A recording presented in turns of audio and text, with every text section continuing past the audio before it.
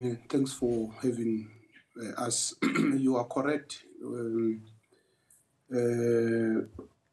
We don't enjoy visiting families who lose their children. We are parents ourselves, so it's just not on, and that's why we believe that something drastic, whether you call it a state of emergency or disaster, but there has to be a drastic action because this situation has gone out of control. It's a crisis. 2 weeks ago, when we had a press conference, we did indicate about the state of lawlessness in a lot of the townships and the fact that some of, or rather a lot, if not most of these shops are not even registered and not adhering to some of the laws in those townships. Yeah. Whose problem do you think that is? Who is to blame for that state of lawlessness?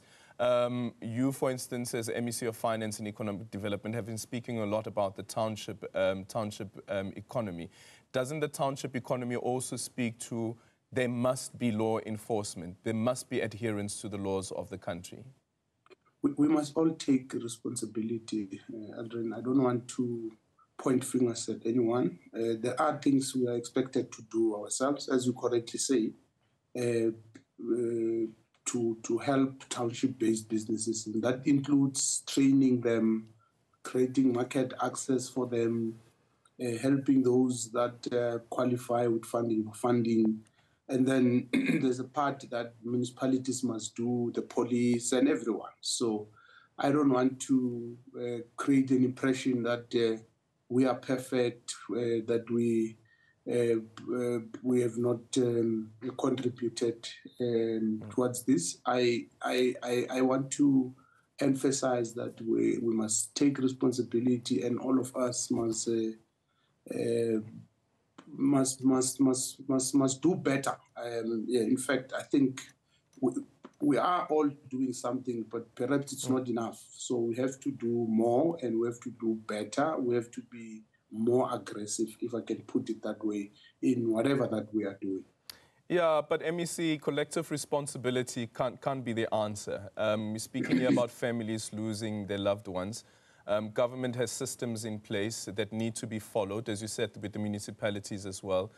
There are systems that need to be followed. There needs to be the investigators that investigate incidents of this nature.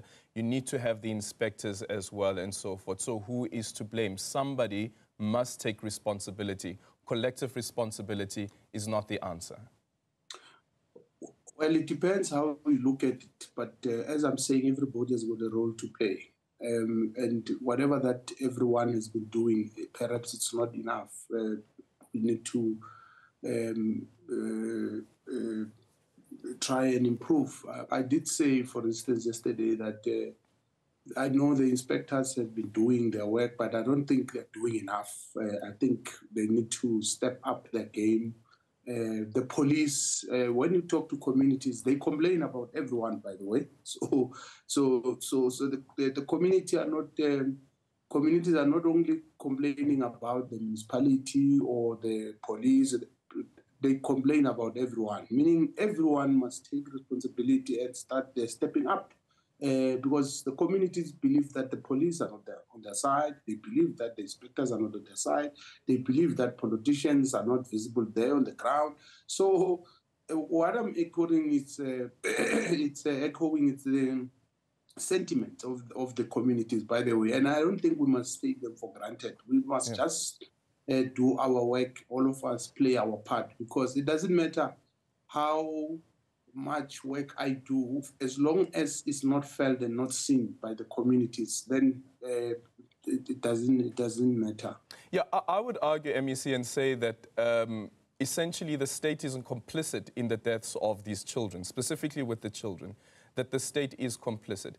And if you were to accept that, and the reason why you call for intervention from the president, that then means that there needs to be somebody a warm body that takes accountability for the state of affairs. It may not be the one individual, maybe a couple of people, because the problem with collective responsibility is at the end of the day, nobody takes accountability.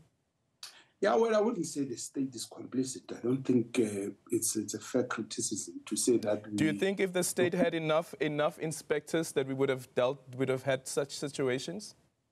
Well, we've not even checked if the inspectors are enough or not. So I don't. But you raised the point during your last press briefing about not having enough inspectors. I'm saying to you, what we need to do is to deal with the issue comprehensively and not in bits and pieces, which is what has been happening, and that's the point that we're raising. And there is none of us, I've got kids, I wouldn't want to see any of our kids dying. So I will never accept anything that can endanger the lives of our kids, knowingly and deliberately. So to say that I'm part of a state that is complicit in killing kids, I think that's an exaggeration. Of course, there are things that have not been done properly and they might have contributed to this, but I don't think it's a fair criticism on your part. It's a bit exaggerated, but to say we have to do more, I agree with you that we have to do more and we have to work better, we have to be more coordinated. I would agree with all the points, but not to say we are complicit in the murdering of kids. Okay. Yeah. Okay, so let me ask you this now, MEC. From the investigation that was conducted in Naledi and the poison that was found, from your end, from that particular investigation, do you know of any people, individuals that have been held accountable? Sorry. No, I don't have the details. Remember, that was done by the Minister of Health, and I think the police are also involved there, and I have not received any update, so I don't know of any. Okay. And then the other part around this is that when you meet the president, let's say the president says, let's have this conversation, you're calling for a state of disaster or a state of emergency. What do you tell them? Where do you say to him that these are where the fault lines are, and that's the reason why we are asking for your intervention? Yeah, well, if I had to do things my way, firstly, I would just close everything, and then we start from the beginning so that people, for those shops that are not located in proper areas, which are on pavements, those shops that have no licenses, and so everyone would have to start from the beginning, and then we now start looking at the whole value chain. Where are these products that are being sold in the shops being manufactured? Because once they're in the shelves, I think it's a bit too late. So there's a whole range of things that would have to happen, but we'll also have to talk to the communities to hear what are some of their suggestions, because we don't always have solutions to all the problems. We need to create that conducive environment, coordinate and communicate with everyone. But I'm sure that one of the things we have to do is to just start from the beginning to try and deal with this issue. Yeah, what do you mean close up all the shops? Start from the beginning. Everybody must apply for, and we will check if they qualify to run the shops or not. It will be a long process, but a necessary one. Close all the shops? Start from the beginning. Start from how you do it. You can, either you close, you start in this township, you close for 2 days or whatever. And you can find a way how you do it. But what I'm saying is there has to be drastic steps, and it can't be business as usual. That's what I'm saying. And whatever that's drastic would also have to shake the same owners who are selling this poison to our communities. We can't just do what we do all the time, wait, and then there's a crisis, we all run there with camera. We can't. That's not right. And that's why I'm saying we have to take drastic steps. And, as to what's the details of those drastic steps, we can all discuss. But I'm saying from where I'm sitting now, one of the things is to get everyone starting from the beginning, and we have to look at the value chain. MEC, have you ever looked at what happened, let's say, for instance, in the Vaal and in Naledi after those shops were closed down? Did you see the impact that it has on individual households?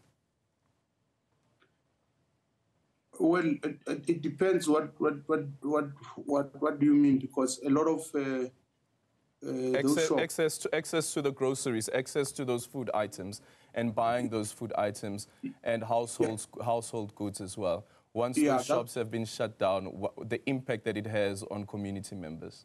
Yeah, that's why we had a meeting with them, and we agreed. For instance, in the Vaal, there was a area which the community had closed about 130 shops which belonged to illegal foreign nationals. And they had started contributing money among themselves to start stocking up. And we said we will come in and meet them halfway and all that. So we are aware that the spaza shops location are convenient.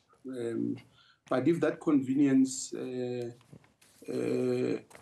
creates other problems, like selling of poisonous goods, we can't just promote it. So we are aware because we are working with communities. I went there personally to meet with them, and they have expressed their displeasure about a whole range of things, their frustrations and what they need to be done. I had a meeting with the business owners, and I will be having more meetings now with the owners of the landlords of these shops, so that we also get to understand from them why are they not running the shops in those cases, what are the issues, and how can we help them. Yeah.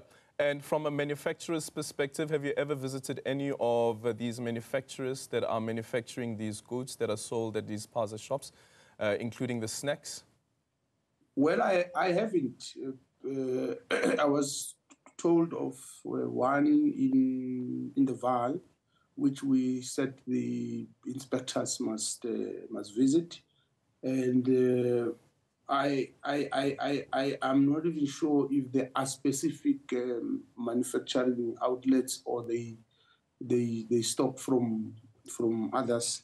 But we have asked the police that and the inspectors, one of the areas they have to look at is this manufacturing outlets, so that they can look at the conditions of these factories. Okay, thank you so much for your time. Lebogang Maile is the MEC for Finance in Gauteng, around his call for a state of disaster, state of emergency, to be declared by the President, as he says that national intervention is now required from the President's side. It's now time for the latest from the world of sports with N.